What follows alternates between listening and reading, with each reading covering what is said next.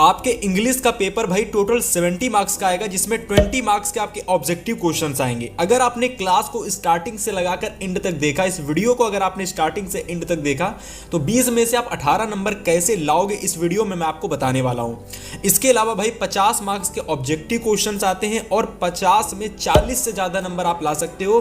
क्या वो तरीका है, कौन सी स्ट्रेटजी आज की इस वीडियो में मैं आपको कंप्लीट बताने वाला हूं। अगर आप चैनल पर पहली बार आए हो, चैनल को सब्सक्राइब कर लेना, क्योंकि आज की इस वीडियो के अंदर मैं आपको बताने वाला हूं कि आपको इंग्लिश के लिए आपको ऐसा क्या करना है या फिर इंग्लिश में आपको कैसे पास होना है।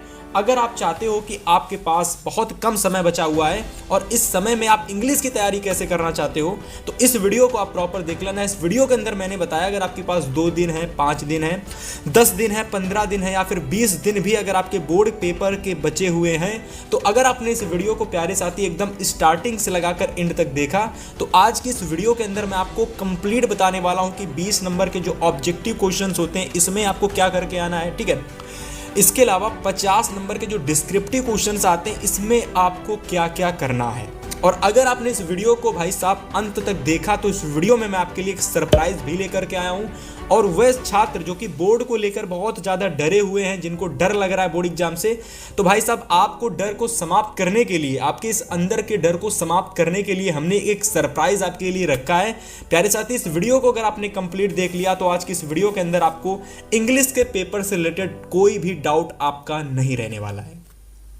तो प्यारे साथियों, मेरा नाम है हितेश और आज की इस वीडियो के अंदर हम लोग बात करने वाले हैं कि इंग्लिश के पेपर में भैया जी हम लोगों को पास किस तरीके से होना है, ठीक है। क्योंकि इंग्लिश के पेपर में हमें बेहतर नंबर लाने हैं, पास नहीं होना है। बस हमने इस वीडियो का टाइटल रखा है पास होने की ट्रिक, ताकि हर स्टूडेंट्स इस वीडियो को देख सके और इंग्लिश में बेहतर अंक ला सके। लेकिन हम लोग इंग्लिश में 80 से ज्यादा नंबर लाने का प्रयास करेंगे 100 में। प्यारे साथी, क्या तरीका है, क्या स्ट्रेटजी है, मैं आपको सब कुछ बताऊंगा। तो देखो, सबसे पहले अगर मैं बात करता हूं तो हमारा जो इंग्लिश का पेपर होगा प्यारे साथी, वह जो हमारा होगा उसमें क्या क्या आपके पेपर में आएगा, सबसे पहले हम लोग वह जानेंगे, ठीक है। तो पेपर में सबसे पहले हम लोग जानेंगे कि क्या क्या आपको पेपर में देखने को मिलने वाला है, ठीक है। सबसे पहले देखो 20 नंबर के ऑब्जेक्टिव क्वेश्चंस आएंगे। अब यहां से हमारे जो 20 नंबर के ऑब्जेक्टिव क्वेश्चंस आएंगे, इसके लिए मैं आपको तरीका लास्ट में बताऊंगा कि 20 नंबर वाले ऑब्जेक्टिव क्वेश्चंस में आपको क्या क्या करना है, वह मैं आपको बाद में बताऊंगा। सबसे पहले हम लोग जो बताएंगे या फिर चर्चा करेंगे वह हमारे होंगे 50 मार्क्स के भाई डिस्क्रिप्टिव क्वेश्चंस। यानी हम लोग बात करेंगे कि जो 50 नंबर वाले जो क्वेश्चंस हैं, इसमें हम लोगों को किस तरीके से प्यारे साथी लगभग 50 में से 40 से ज्यादा नंबर हम लोगों को किस तरीके से लाने हैं, हम लोग सबसे पहले उसकी चर्चा करेंगे, ठीक है। लेकिन उसकी चर्चा करने से पहले हम लोग जानेंगे कि आखिर में आता क्या क्या है। देखिए, सबसे पहले अगर मैं बात करता हूं 50 नंबर वाले क्वेश्चंस में, तो भाई सबसे पहले आपको जो देखने को मिलेगा पेपर में वह आपका होगा अनसीन पैसेज, ठीक है। सबसे पहले आपको अनसीन पैसेज का एक क्वेश्चन आपको जरूर देखने को मिलेगा। इसके बाद अगर मैं बात करता हूं दूसरा सेक्शन, तो दूसरा हमारा राइटिंग सेक्शन आएगा और राइटिंग सेक्शन में आपको 2 टाइप के क्वेश्चंस देखने को मिलेंगे। सबसे पहला आपको लेटर राइटिंग या फिर और करके आपको एप्लीकेशन राइटिंग आएगी। तो दोनों में से कोई एक क्वेश्चन करना होगा, ठीक है। इसके अलावा इसी में से जो दूसरा क्वेश्चन आपको देखने को मिलेगा, पहला तो ये क्वेश्चन आएगा भाई, पहला क्वेश्चन तो आपको ये देखने को मिलेगा अनसीन पैसेज और एप्लीकेशन राइटिंग, लेटर राइटिंग और एप्लीकेशन राइटिंग, ठीक है। इसके बाद देखिए राइटिंग सेक्शन में ही दूसरा जो क्वेश्चन आपको देखने को मिलेगा प्यारे साथी, वह आपका होगा एसे राइटिंग का। किसका होगा भाई? एसे राइटिंग का, ठीक है। तो यहां तक कि आपको पता चला कि क्या क्या पेपर में आता है। इसके बाद देखिए आपके पेपर में ग्रामर सेक्शन भी आता है। ग्रामर सेक्शन में अगर मैं बात करता हूं प्यारे साथी, तो आपके पेपर में active voice, passive voice, direct indirect, punctuation और आपके ट्रांसलेशन आपके बोर्ड एग्जाम में आते हैं, ठीक है। तो अगर मैं ग्रामर सेक्शन की बात करता हूं तो ये सारे टॉपिक्स आपको ग्रामर सेक्शन में आपके इस पेपर में आपको देखने को मिलते हैं, ठीक है। इसके अलावा हमारा लिटरेचर सेक्शन आता है। तो लिटरेचर सेक्शन में प्यारे साथी आपको short answer, long answer, central idea और पोयम जैसे टॉपिक्स आपको देखने को मिलते हैं। तो ये तो हो गया कि आपके पेपर में क्या क्या आता है। और मात्र 10 मिनट के अंदर मैं आपको एक A to Z चीजें बता दूंगा भाई कि आपको इंग्लिश के पेपर में क्या कैसे करना है, ठीक है। तो सबसे पहले हम लोग जिस बारे में बात करेंगे वो हमारे 50 नंबर वाले ऑब्जेक्टिव डिस्क्रिप्टिव क्वेश्चंस होंगे भाई, ठीक है। लास्ट में हम लोग 20 नंबर वाले ऑब्जेक्टिव क्वेश्चंस में आप लोगों को मैं बताऊंगा वह तरीका, अगर आपने देख लिया तो भाई 20 में से 18 नंबर आप ऑब्जेक्टिव क्वेश्चंस में ले आओगे, ठीक है, बस क्लास को स्टार्टिंग से एकदम एंड तक देखना। सबसे पहले हम लोग 50 नंबर के डिस्क्रिप्टिव क्वेश्चंस में सबसे पहले बात करेंगे अनसीन पैसेज वाले क्वेश्चंस की। सबसे पहले हम लोग अनसीन पैसेज वाले क्वेश्चंस को कैसे सॉल्व करके आना है भाई, इसको देखना है, क्योंकि ये आपके पेपर में टोटल 7 नंबर का पूछा जाता है। कितने नंबर का? 7 नंबर का आता है। ठीक है, चलिए सबसे पहले हम लोग इसी टॉपिक को देखते हैं। तो देखिए, पेपर में अगर मैं बात करता हूं कि भाई आपको अनसीन पैसेज कैसे लिखना है, तो जैसे यहां पर आपको दिख रहा है ना, सेम इसी तरीके से आपको अनसीन पैसेज लिख करके आना है। मेरी गारंटी है प्यारे साथी, आपको अनसीन पैसेज में एक भी नंबर नहीं कटेगा अगर आपने अपनी कॉपी में इस तरीके से अनसीन पैसेज लिखा। ठीक है, तो अगर हम बात करते हैं भाई अनसीन पैसेज के क्वेश्चंस को करके कैसे आना है। ठीक है, सबसे पहला ही पेपर में आपको जो क्वेश्चन देखने को मिलेगा, ये तो हमारे ऑब्जेक्टिव क्वेश्चंस है। ठीक है, ये सारे के सारे हमारे ऑब्जेक्टिव क्वेश्चंस हैं भाई, तो इनको हमको सबसे पहले नहीं देखना है। हम अपने पेपर के सेक्शन बी में आ जाएंगे। सबसे पहले सेक्शन बी के अंदर आएंगे और सेक्शन बी में सबसे पहले आपको रीडिंग सेक्शन प्यारे साथी देखने को मिलेगा। 50 अंक का ये भैया आपका सेक्शन बी सेक्शन आता है। ठीक है, 50 अंक का, इस बात को आपको याद रखना है। सबसे पहले रीडिंग सेक्शन आता है जिसमें हमारा पहला ही क्वेश्चन आपको देखने को मिलता है भाई पैसेज का। सबसे पहला क्वेश्चन आपका पैसेज का होता है। तो देखिए, सॉल्व करने का तरीका मैं आपको बताता हूं कि पैसेज को कैसे सॉल्व करना। मेरी गारंटी है कि इंग्लिश के पेपर में आपके पूरे में पूरे नंबर आएंगे। हर एक क्वेश्चन जिसमें मैं जो तरीका बताता हूं उस तरीके को बस नोट करना अच्छे से। ठीक है, मैं गारंटी ले रहा हूं पूरे में पूरे नंबर आपके आएंगे। तो सबसे पहले अगर मैं अनसीन पैसेज की बात करता हूं, बहुत सारे लोग आपको अलग अलग तरीका बताएंगे सॉल्व करने का, लेकिन बेस्ट तरीका क्या होता है भाई कि अनसीन पैसेज में जो भी आपका पैसेज है सबसे पहले उसको पढ़ना नहीं है। पढ़ने से पहले क्या करना है भाई, जो भी उसके क्वेश्चंस होते हैं उस पर आपको आ जाना है। फॉर एग्जाम्पल के लिए हमारे पास यहाँ पर सेक्शन बी में हमारा रीडिंग सेक्शन है जिसमें हमारा एक ये पैसेज दे रखा है। आप इसको पढ़ना एक बार। ठीक है, थोड़ा सा इसको पढ़ना आप लोग। ठीक है, जैसे दे रखा है कि in India the joint family system has been in existence ancient times. Okay. However, with the passage of time, the joint family system has disintegrated, giving rise to the nuclear family system. Okay, अब देखो ये जो भी हमारा passage है इससे ज़्यादा कुछ हमें मतलब अर्थ वगैरह इसका नहीं निकालना है कि बहुत सारे लोग इसका अर्थ वगैरह निकालने लगेंगे। तो देखो, अर्थ वगैरह हमको नहीं निकालना है, हमको क्वेश्चन को सॉल्व करना है बस। ठीक है, तो हम लोग वही करेंगे। सबसे पहले हम लोग क्या करेंगे प्यारे साथी, हम लोग इस लंबे चौड़े पैसेज को देखेंगे। अगर ये पैसेज बड़ा है तो हमारे लिए और फ़ायदा होगा। अभी मैं आपको बताऊंगा क्यों होगा। अगर ये पैसेज बड़ा होगा तो आपको और फ़ायदा होगा। पेपर में क्या फ़ायदा होगा मैं आपको आगे बताऊंगा अभी। ठीक है, फिलहाल सबसे पहले हमारे पेपर में आपको 3 क्वेश्चंस आपको देखने को मिलेंगे। 3 या तो 4 क्वेश्चंस आपको देखने को मिलेंगे। 3 या तो 4 क्वेश्चंस आपको पेपर में देखने को मिलेंगे। सबसे पहला हमारा जो काम है वह है क्वेश्चन नंबर 1 और क्वेश्चन नंबर 2 में। क्वेश्चन नंबर 1 जो आएगा, क्वेश्चन नंबर जो 2 आएगा। सबसे पहले क्या करना है प्यारे साथी इसमें, तो सबसे पहले अगर मैं बात करता हूं तो आपको क्या करना है कि कीवर्ड्स को आपको ढूंढना है। कीवर्ड्स को क्वेश्चन में से सबसे पहले ढूंढो, फिर उन्हीं कीवर्ड्स को पैसेज में ढूंढो और आपको क्वेश्चन का आंसर आपको मिल जाएगा। पहले क्वेश्चन का आंसर और दूसरे क्वेश्चन का आपको आंसर मिल जाएगा। मैं क्या कहना चाह रहा हूं इस बात को जरा समझने की कोशिश करना। जैसे कि मैंने कहा कि सबसे पहले जो क्वेश्चन होता है उसमें कीवर्ड्स को ढूंढो। सबसे पहले मैंने आपसे कहा प्यारे साथी जी कि जो क्वेश्चंस आपका होता है उसमें कोई कीवर्ड्स जो दे रखे होते हैं उन कीवर्ड्स को ढूंढो और उन कीवर्ड्स को जा करके फिर पैसेज में ढूंढो। देखो, जैसे कि मैंने पढ़ा what was lead to the disintegration of the joint family.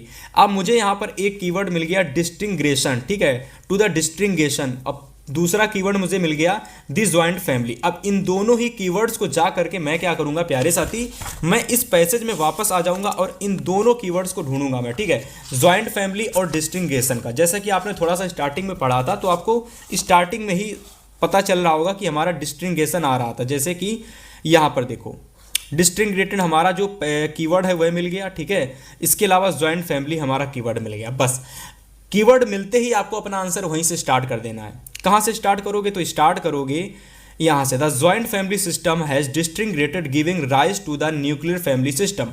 A joint family is considered bigger compare to a nuclear family because a joint family includes grandparents, uncles, aunts, cousins and in-laws aside from the typical mother, father and children। ठीक है, तो यहाँ तक की पूरा answer आप चाहो तो लिख सकते हो। पूरा का पूरा यहाँ से लगाकर यहाँ तक अपना आंसर, पूरा का पूरा आंसर आप लिख सकते हो। कोई दिक्कत नहीं होगी, आपको पूरे में पूरे नंबर मिलेंगे। बस आपको ध्यान देना है कि जो तरीका मैंने बताया है उस तरीके को आपको फॉलो करना है। कीवर्ड्स को सबसे पहले क्वेश्चंस में ढूंढना है, जब उस क्वेश्चंस में आप कीवर्ड्स ढूंढ लो, फिर उन्हीं कीवर्ड्स को जा करके आपको भैया पैसेज में ढूंढना है। आपके पहले क्वेश्चन का आंसर मिल जाएगा, दूसरे क्वेश्चन का आंसर मिल जाएगा। अब जैसे ही आपने पहले क्वेश्चन का कीवर्ड्स ढूंढे, सेम इसी तरीके से प्यारे साथी आप क्या करेंगे कि दूसरे क्वेश्चंस में भी आप यहाँ पर कीवर्ड्स को ढूंढेंगे। जैसे कि यहाँ पर पहला कीवर्ड्स मिल गया डिफरेंट बिटवीन न्यूक्लियर फैमिली, तो ये पूरा कीवर्ड्स आपको देखना है, ये पूरा कीवर्ड्स देखना है। Different between a nuclear family is joint family. अब आपको क्वेश्चन थोड़ा सा समझ में भी हमें आ रहा है, जैसा कह रहा है कि डिफरेंट बताना है आपको न्यूक्लियर फैमिली के बीच में और ज्वाइंट के फैमिली के बीच में। तो कुछ क्वेश्चंस में तो आपको डायरेक्ट आंसर हिंदी समझ में आ जाएगी कि हमें न्यूक्लियर फैमिली और ज्वाइंट फैमिली के बीच में अंतर बताना है, लेकिन नहीं, फिर भी हम इसको कीवर्ड्स से ही सॉल्व करेंगे। हम लोगों ने क्या देखना है, इसका कीवर्ड्स ढूंढ लिया है, अब इन कीवर्ड्स को मैं जा करके क्या करूंगा, पैसेज में ढूंढूंगा। तो ऐसे करके आपका भैया पहले क्वेश्चन का आंसर और दूसरे क्वेश्चन का आंसर आप कीवर्ड से ही करोगे, पैसेज वाले क्वेश्चन में बात कर रहा हूं, ठीक है। इसके बाद हमारा जो एक और क्वेश्चन आता है पेपर में, अनसीन पैसेज में एक तीसरा क्वेश्चन आता है कि आपको एक मीनिंग दे देगा, उसका अपोजिट, सिनोनिम्स और एंटोनिम्स आपसे पूछ देगा। ऐसी सिचुएशन में इस क्वेश्चन को तो आप कर नहीं पाओगे, क्योंकि जब तक आप इस क्वेश्चन को नहीं कर पाओगे, जब तक आपको उस मीनिंग का सिनोनिम्स, असली जो इसका सही सिनोनिम्स है, अपोजिट है, अगर आपको वो नहीं पता है तो उस क्वेश्चन का आंसर आप सही नहीं कर पाओगे। तो अगर आपको आता है तो आप कर लोगे, अगर आपको नहीं आता तो अपने आसपास के अच्छे दोस्त से उस क्वेश्चन को आपको पूछ के करना है, चाहे वो आप पेपर के लास्ट में करो, चाहे पेपर के लास्ट में करो, चाहे पेपर के पहले करो, लेकिन आपको अपने फ्रेंड से उस क्वेश्चन को पूछ करके जरूर आना है। आपको तुक्का मारना है तो कैसे मारोगे, जैसे कि फॉर एग्जाम्पल यहां पर दे रखा है कि वर्ड्स आपको यहां पर मीन्स बताना है, ठीक है। यहाँ पर पैसेज में pick out from words from the passage which means same as, ठीक है। यहाँ पर तो वर्ड्स ही नहीं दिया गया कोई, ठीक है। फिलहाल एग्जाम्पल के लिए मैंने थोड़ा क्वेश्चन को बदल दिया है। अब यहाँ पर मैं आपको बताना चाहता हूँ, जैसे कि यहाँ पर पिक आउट द, ठीक है, वर्ड्स पैसेज अपोजिट, अपोजिट बताना है रिजेक्ट का, मतलब यहाँ पर आपको रिजेक्ट दे दिया गया और क्वेश्चन में अपोजिट बताना है। सेम ऐसे ही आपको एक मीनिंग दे देगा और आपसे कहेगा भैया उसका अपोजिट बताइए, सिनोनिम्स बताइए और एंटोनिम्स बताइए। अगर आप सिनोनिम्स नहीं जानते तो सिनोनिम्स को हिंदी में पर्यायवाची कहते हैं, और सिनोनिम्स को पर्यायवाची कहते हैं, और एंटोनिम्स को क्या कहते हैं भाई, एंटोनिम्स को क्या कहते हैं आप हमें कमेंट करके बताएंगे। फिलहाल सिनोनिम्स का मतलब होता है पर्यायवाची, अपोजिट का मतलब होता है विपरीत। तो यहाँ पर रिजेक्ट का मतलब होता है कि बिल्कुल बाहर कर देना, और चांस का मतलब होता है एक मौका देना, ठीक है। तो चांस, यहाँ पर देखो रिजेक्ट का अपोजिट क्या हो जाएगा भाई, चांस। तो ऐसे करके आपको क्या करना है, अगर आपको आता है तो आप स्वयं से कर लेंगे, अगर आपको नहीं आता तो अपने आसपास के दोस्त से करेंगे, अगर आपको नहीं आता तो आप थोड़ा सा इधर उधर देखेंगे और फिर अपने आप से आप तुक्का, जो भी आपको सही लगता है कि नहीं ए बी करके कुछ भी देखना है, तो अपने हिसाब से आप पेपर में तुक्का मार देना, जो भी आपको सही लगता है ऑप्शन आपके पेपर में, जो भी आपको सही लगता है अपने अनुसार आप तुक्का मार के चले आना, ठीक है। तो बेसिकली यही होता है कि आपको इस तरीके से अनसीन पैसेज के क्वेश्चंस को करना होता है। सबसे ज़्यादा दिक्कत बच्चों को इसी क्वेश्चन में होती है, ठीक है। इसके अलावा और किसी क्वेश्चन में इतनी दिक्कत नहीं होती जितनी दिक्कत अनसीन पैसेज में होती है। इसके बाद अगर मैं राइटिंग सेक्शन की बात करता हूं तो यार राइटिंग सेक्शन में क्या है, राइटिंग एकदम सिंपल है भाई, कि राइटिंग सेक्शन में अगर आप लेटर लिखना सीख जाते हो या तो एप्लीकेशन लिखना सीख जाते हो तो आप बेहतर नंबर ले आओगे, मेरी गारंटी आप ले आओगे।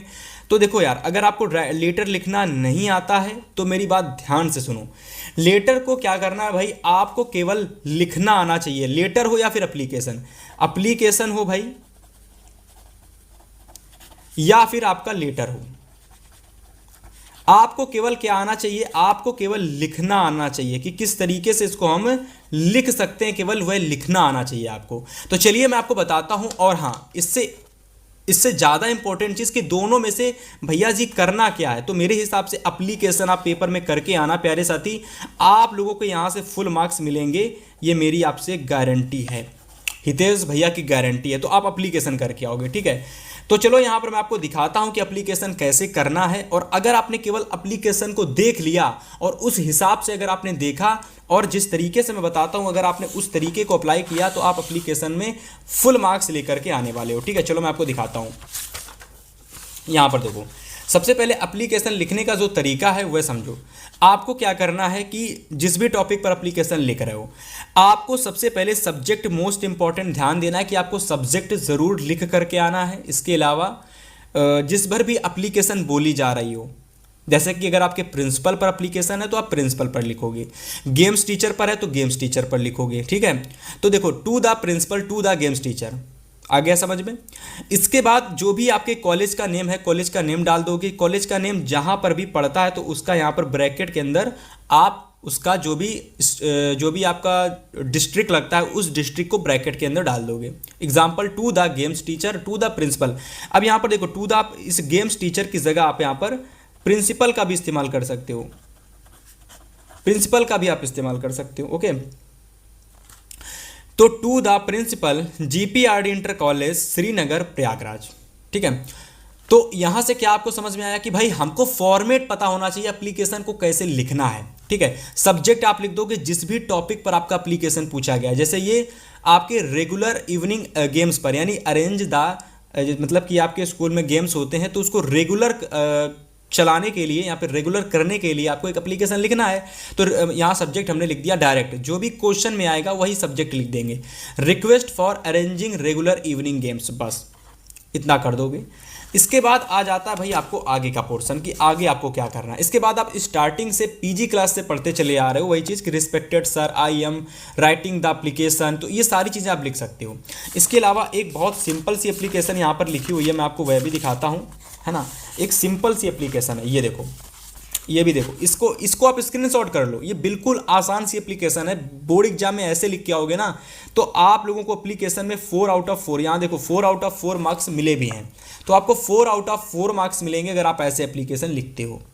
To the principal DPS inter college Bareilly, madam most respectfully I beg to say that I have been suffering from fever since last night. ये फीवर पर, यानी ये सिक लीव पर एप्लीकेशन है, फीवर पर एप्लीकेशन है, प्रिंसिपल के ऊपर। मेन चीज होती है एप्लीकेशन लिखना कैसे, उसको सीख लिया तो बोर्ड एग्जाम में बेहतर अंक करके आओगे। स्क्रीनशॉट ले लो और ऐसे ही एप्लीकेशन करके आना है, ठीक है। और यहाँ पर मैंने सब्जेक्ट नहीं डाला है तो आप लोग यहाँ पर भाई सब्जेक्ट भी मेंशन कर देना, ठीक है। यहाँ पर आप सब्जेक्ट भी डाल देना, बेहतर रहेगा, ठीक है। और लास्ट में, हाँ इंपॉर्टेंट चीज़, लास्ट में आपको यहाँ पर डेट डाल देनी है, जिस भी डेट को आपको ये एप्लीकेशन लिख रहे हो, फिर जिस भी डेट का आपको पेपर होने वाला है। इधर साइड डाल दोगे योर ओबीडेंटली, है ना, और अपना नेम वगैरह नहीं डालना है। इसके अलावा XYZ आप डाल दोगे, ज़्यादा बेनिफिट आपके लिए अच्छा रहेगा, ठीक है। इसके बाद क्लास 10th A करके आपको पूरा एप्लीकेशन ऐसे लिख के आना है ना। जैसे मैंने बताया most respectfully I beg to, तो ये तो स्टार्टिंग से आप पढ़ते चले आ रहे हो, है ना।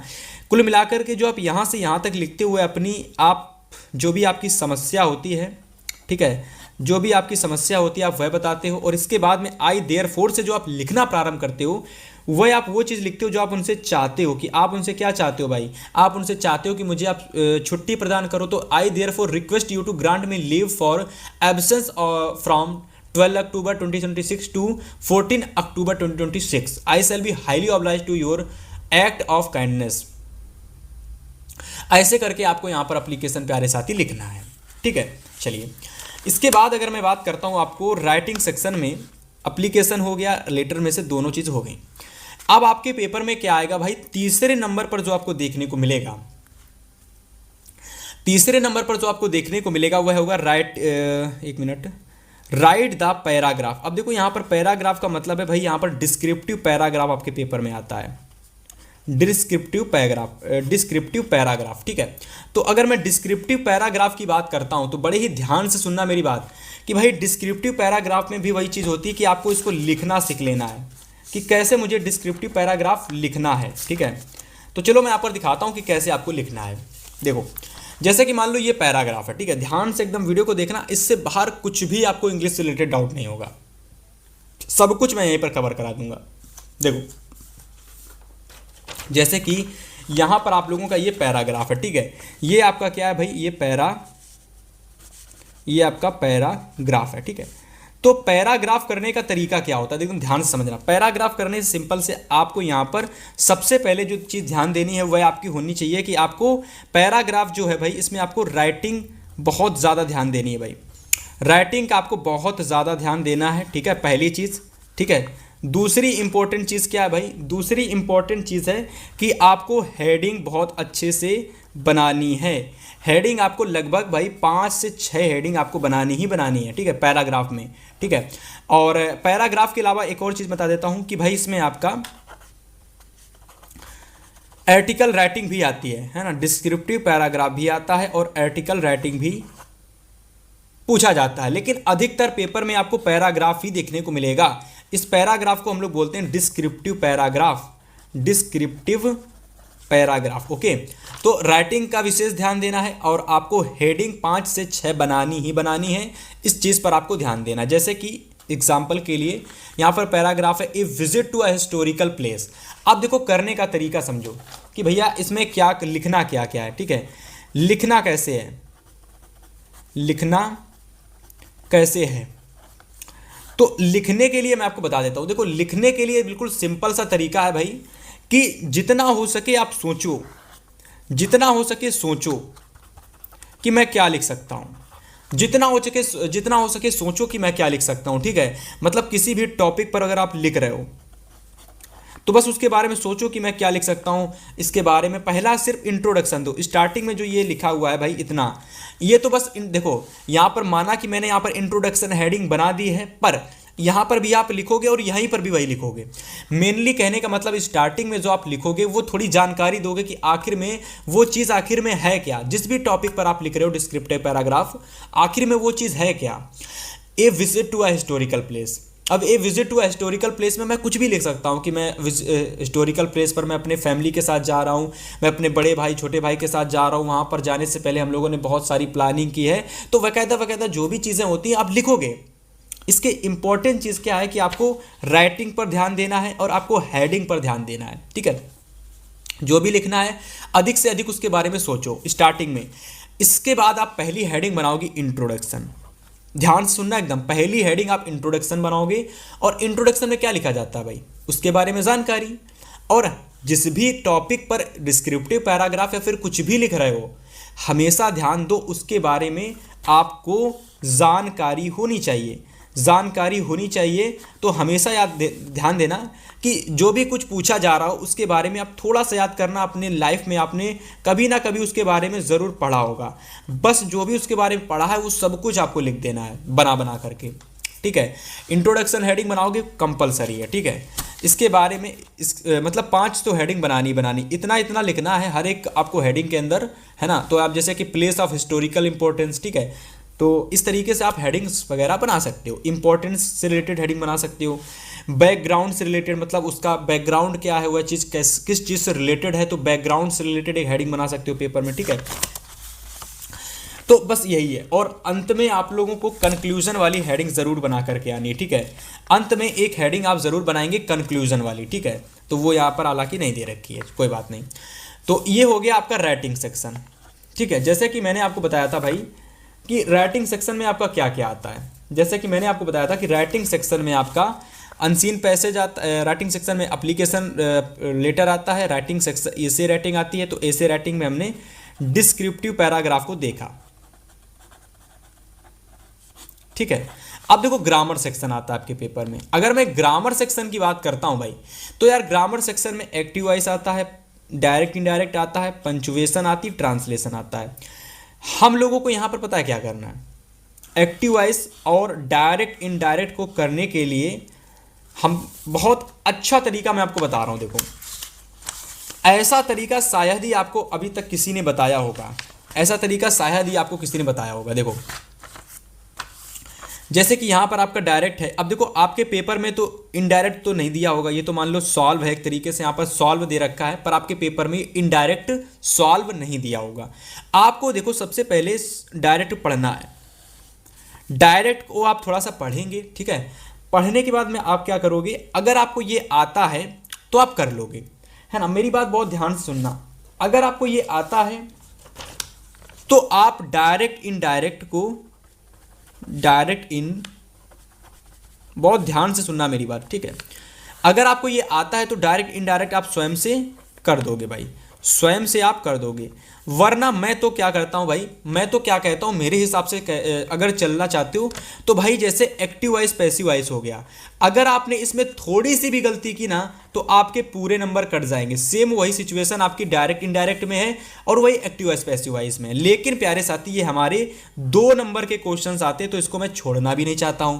तो मैं क्या कहता हूं, इसको अगर स्वयं से आते हैं तो स्वयं से कर लोगे, वरना अपने किसी आसपास के दोस्त से, ठीक है, आसपास अच्छे से थोड़ा सा व्यवहार बना लेना अपने आसपास के लोगों से, और उनसे कुछ ऐसे क्वेश्चंस उनके लिए छोड़ देना ताकि वह आपको वह क्वेश्चंस बता सकें।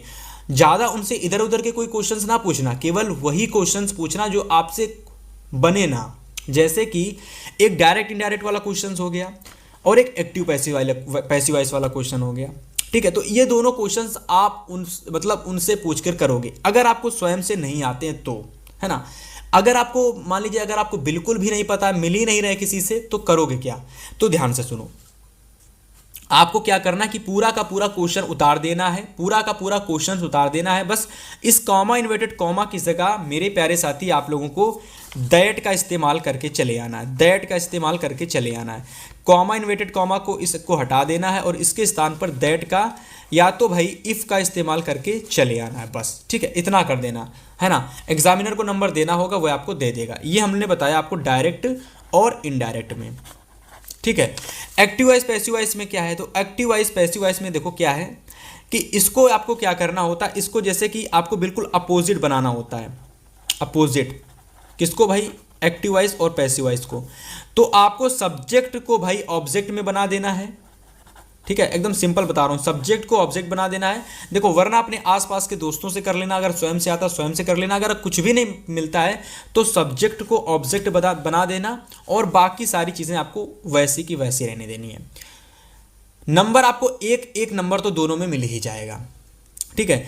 इसके बाद आ जाता है पंचुएशन वाला क्वेश्चन, इसके बाद आ जाता है भाई पंचुएशन वाला क्वेश्चन।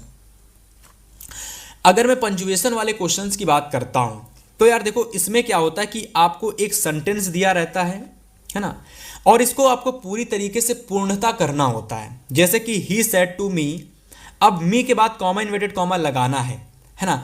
आपको यहां पर कुछ नहीं करना, सीधा सिंपल सी बात है, सेड टू के बाद में जो भी आता है उसके बाद में बस आपको कॉमा इन्वर्टेड कॉमा लगा देना है पंचुएशन वाले क्वेश्चन में।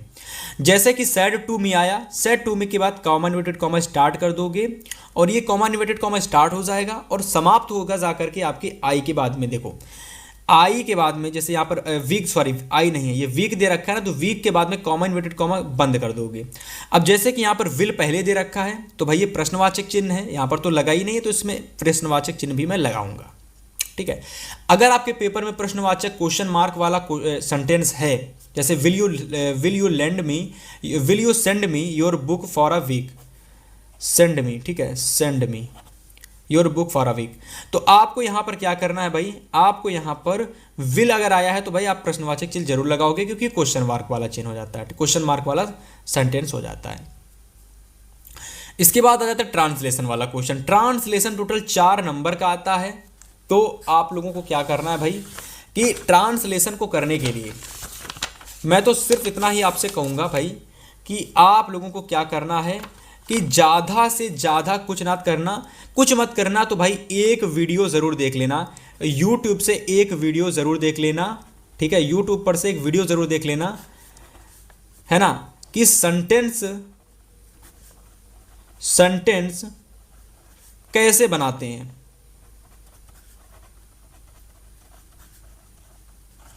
सेंटेंस कैसे बनाते हैं, ठीक है, सेंटेंस को सॉल्व करने का तरीका, ठीक है, ट्रांसलेशन करने का तरीका, ट्रांसलेशन करने का तरीका, है ना। तो एक इस टाइप की एक वीडियो को देखकर चले जाओगे तो भाई आपके 4 नंबर नहीं कटेंगे, ठीक है। वरना आप 4 नंबर का ये क्वेश्चन हल्के में लेकर जाओगे, इसमें कोई ट्रिक नहीं लगेगी और इसमें सही करोगे तभी आपको पूरे नंबर मिलेंगे। जैसे यहाँ पर नगर है दे रखा है तो यहाँ पर इस का प्रयोग होगा, ठीक है। जहाँ जहाँ पर है होगा वहाँ पर इस का प्रयोग होता है। है में हमेशा इस का प्रयोग होता है, जहाँ पर था लगा होता है वहाँ पर वाज का प्रयोग होता है। तो ये बेसिक सी जानकारी अगर आपको नहीं पता है तो आप पूरे में पूरे अपने नंबर गवा बैठोगे। इसी वजह से मैंने बताया भाई 1 से 2 वीडियो देख लेना। आपके पास यार 1 से 2 वीडियो देखने के लिए मात्र 15 मिनट से भाई 20 मिनट लगेंगे और आपके भाई 4 नंबर पूरे फिक्स हो जाएंगे, मेरी गारंटी है। तो ट्रांसलेशन के लिए भाई एक वीडियो जरूर देख लेना, ठीक है। इसके बाद आ जाता है लिटरेचर सेक्शन। जैसे कि मैंने आपको बताया कि लिटरेचर सेक्शन में आपके short answer, long answer, central idea और आपके पोयम आती है। तो देखो शॉर्ट आंसर और लॉन्ग आंसर के लिए एकदम सिंपल होता है हमारा, एकदम वही चीज़ कि सबसे पहले तो जान लेते हैं कि भाई कहाँ कहाँ पर आते हैं। तो देखो यार सबसे पहले आपके पेपर में सबसे पहले देखो डायरेक्ट मैं बता देता हूँ, डायरेक्ट मैं बताता हूँ, चलो ठीक है। शॉर्ट आंसर और लॉन्ग आंसर के लिए हमेशा याद रखना, शॉर्ट आंसर या लॉन्ग आंसर कुछ भी आता है तो यहाँ पर देखो शॉर्ट आंसर और लॉन्ग आंसर में मेरी बात ध्यान से सुनना। शॉर्ट आंसर,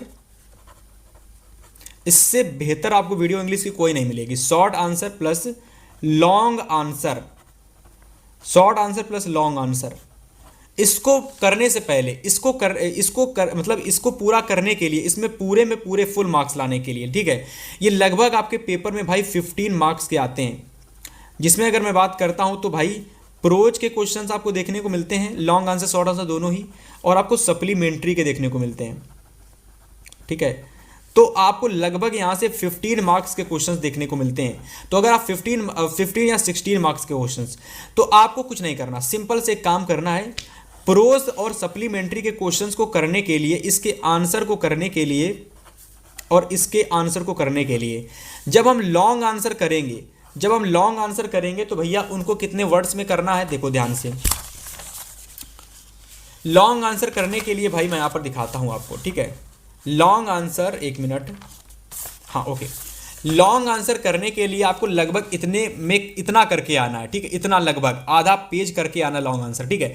अब मेरी बात ध्यान से सुनना, लॉन्ग आंसर कोई भी टीचर आपका चेक नहीं करता है, तो मैं क्या करूंगा भाई, आपके पेपर में आता है पैसेज, आपके पेपर में आता है पैसेज, ठीक है, आपके पेपर में आता है पैसेज। तो मान लो ये पैसेज है, तो इस पूरे पैसेज को उठा लोगे और अपने भाई इस आंसर में भाई लॉन्ग वाले जो आंसर होते हैं, जैसे कि यहां पर देखो 60 वर्ड्स का मतलब होता है भाई लॉन्ग आंसर, एनी वन का मतलब होता है भाई कोई एक करके आना है। तो एक आंसर जो करोगे इन दोनों में से, उसमें आप पैसेज से ही उठा करके पूरा लिखोगे। लेकिन याद रखना पूरा का पूरा ऐसे ही नहीं लिख दोगे, उसमें जैसे इसमें वर्ड्स इस्तेमाल हुआ है वैली का, इसमें डिजायर वर्ड इस्तेमाल हुआ है, ठीक है, और इसमें आपके जो भी वर्ड्स इस्तेमाल हो रहे हैं ना, तो इन वर्ड्स को बार बार रिपीट करके आपको आंसर में लिखना है। लेकिन आप आंसर उठाओगे कहाँ से भाई, तो ये पूरा आंसर आपने उठा लिया, अब इसके कुछ वर्ड्स आप लोग हटा दोगे। जैसे ए न्यूक्लियर फैमिली हटा दिया, यहाँ पर आपने लिख दिया वैली, तो यहाँ पर आपने लिख दिया वैली, जैसे कि यहाँ पर आपका क्वेश्चन था वैली, तो वैली लिख दिया। अब वैली यहाँ से उठाओगे डायरेक्ट कि valley has many advantage in a nuclear family the mother is able to look after the needs her children well। मेरे प्यारे साथी ऐसे करके यहाँ से उठाओगे पूरा क्वेश्चन, ठीक है, आंसर, इस पैसेज को पूरा उठाओगे, ठीक है, इसमें लिख दोगे और इसके कुछ कीवर्ड्स को बार बार रिपीट करके लिख दोगे और अपने मन से कुछ अदर कीवर्ड्स भी ऐड कर दोगे। आपका यहाँ से लॉन्ग आंसर भी हो जाएगा पैसेज से ही, और आपके जो ये शॉर्ट आंसर होते हैं ये भी आपके हो जाएंगे, है ना। इसके अलावा मैं आपको दिखाता हूँ भाई, लास्ट में आप लोगों के 30 से 40 वर्ड में ये सप्लीमेंट्री सेक्शन है, ये आपका सप्लीमेंट्री सेक्शन है। तो ये सप्लीमेंट्री सेक्शन भी आपका हो जाएगा उसी पैसेज से।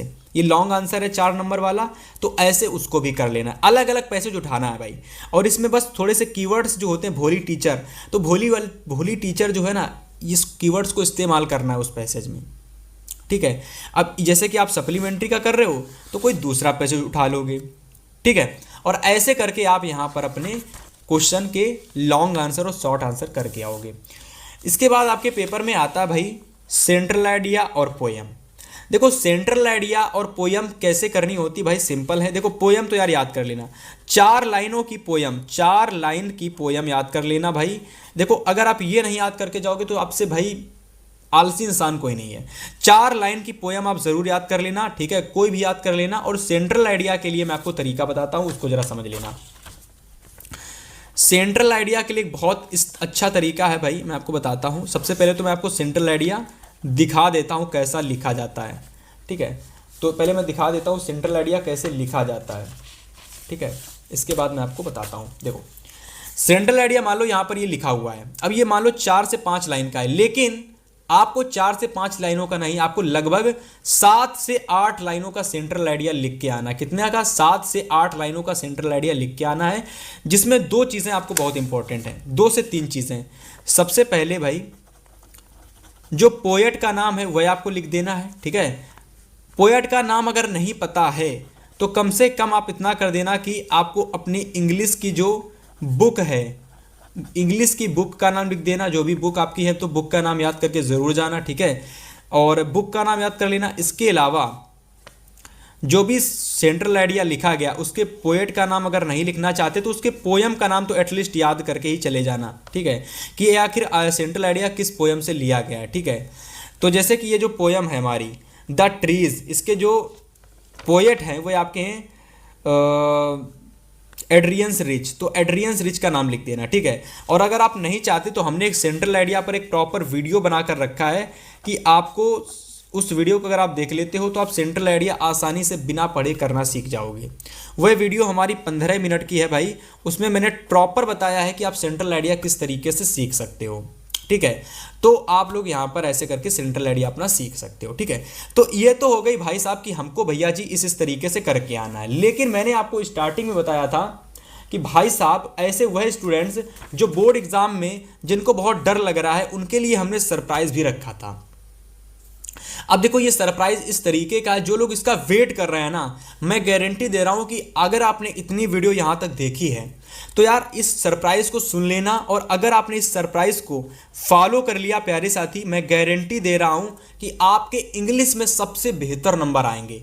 आपके इंग्लिश में 80 नंबर, 82 नंबर, 83 नंबर, 84, 85, 86, 88, 89 नंबर जरूर आएंगे, और आप अपने इंग्लिश में अपने पेरेंट्स का सपना पूरा कर पाएंगे। आपके पेरेंट्स जब आपके मार्क्स देखेंगे इंग्लिश में तो सबसे बेहतर आपके इंग्लिश में ही मार्क्स आएंगे। तो आपको इंग्लिश में बेहतर मार्क्स लाने के लिए प्यारे साथी आपको क्या करना है, हमारी पूरी टीम ने मिलकर के आपके लिए जो सरप्राइज रखा है वह हमारे न्यू ईयर है। वह हमारी भाई 23 फरवरी वाले जो इंग्लिश के पेपर भाई है उसके लिए हमारी पूरी टीम ने मिलकर के आपके लिए इंग्लिश की एक बेहतर ई बुक रेडी की है। मान लो हर सब्जेक्ट की ई बुक रेडी की है, लेकिन आप अगर इंग्लिश सब्जेक्ट की ई बुक को ले लेते हैं प्यारे साथी, मेरी बात ध्यान से सुनना, हमारी पूरी टीम ने भाई मात्र 15 रुपए में आपको इतनी सारी चीज़ें देने की भाई कोशिश की है कि आप सोच नहीं सकते हो। हमने क्या किया है, अब आपके लिए एक ई बुक रेडी की है, एक PDF रेडी की है भाई, और इस PDF में आपको मैं बता देना चाहता हूँ ये ई बुक है जिसके अंदर आपको एक PDF मिलेगी, और इस PDF में आपको प्यारे साथी क्या क्या मिलेगा, 100 से ज़्यादा MCQ क्वेश्चंस मिलेंगे, ऐसे क्वेश्चन जो आपके पेपर में एकदम डायरेक्ट पूछे जाएंगे। आपको MCQ टॉपिक्स मिलेंगे, जैसे मैंने आपको बताया था कि आपको मैं ऑब्जेक्टिव क्वेश्चंस कहाँ से करने हैं भाई, तो इसी ई बुक से आपको सारे ऑब्जेक्टिव क्वेश्चंस मिल जाएंगे। ठीक है, मात्र 15 रुपए में प्यारे साथी आपको कंप्लीट इंग्लिश की ई बुक मिलेगी, और यह ई बुक अगर आप ले लेते हो ना तो आपको इंग्लिश से पूरा डर समाप्त, सारी चीजें आपको एक जगह, important long question, important short questions आपको यहीं मिल जाएंगे।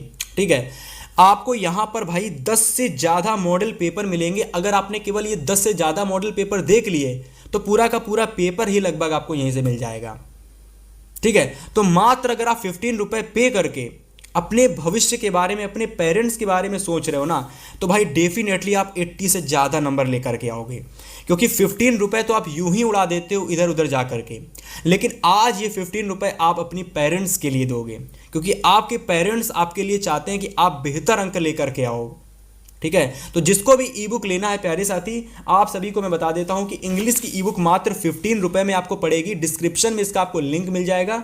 अगर आप इसका लेना चाहते हैं इस ई बुक को तो भाई डिस्क्रिप्शन ओपन करना, इंग्लिश की ई बुक का लिंक आपको वहां पर मिल जाएगा। ठीक है, इतनी सारी चीजें अगर आप एक बार देख लोगे ना, गारंटी दे रहा हूं कि भाई आप हर सब्जेक्ट की ई बुक लोगे, इस बात की गारंटी है। बहुत सारे स्टूडेंट्स ले चुके हैं, 100 से ज़्यादा स्टूडेंट्स इस स्पेशल ऑफर का फ़ायदा उठा चुके हैं भाई, तो आप बिल्कुल भी मिस मत करिएगा। ई बुक अभी के समय मात्र 15 रुपए में मिल रही है, तो इस मौके को भाई बिल्कुल भी मत छोड़िएगा। ठीक है, फिलहाल इस वीडियो में इतना ही। प्यारे साथी, अगली वीडियो में मैं आपको लेकर के आऊँगा एक अलग दूसरे सब्जेक्ट की स्ट्रेटजी। और इसके अलावा बहुत सारे स्टूडेंट्स कमेंट कर रहे थे भैया जी हिंदी और मैथ साइंस की ई बुक कैसे मिलेगी, तो उसकी ई बुक का लिंक भी आपको डिस्क्रिप्शन में मिल जाएगा। ठीक है, बहुत सारे लोगों ने मैथ ले ली है, हिंदी ले ली है, तो जिसको भी ऐसा लग रहा है कि मेरे किस सब्जेक्ट में मुझे बेहतर नंबर लाने हैं, उस सब्जेक्ट में मैं लेना चाहता हूं, तो भाई अगर आप इंग्लिश में बेहतर नंबर लाना चाहते हो तो भाई आपको डिस्क्रिप्शन में जाना है, लिंक आपको मिल जाएगा। मात्र 15 रुपये गूगल पे या फिर जिस भी फोन पे से इस्तेमाल करना चाहते हो करके आप यहां पर भाई इंग्लिश के लिए मात्र 15 रुपये में अपनी ई बुक ले सकते हो और 90 तक मार्क्स आप ला सकते हो। बहुत सारी चीज़ें यहां पर आपको मिल जाएंगी। ठीक है, फिलहाल इस वीडियो में इतना ही, मिलेंगे आपसे नेक्स्ट वीडियो में।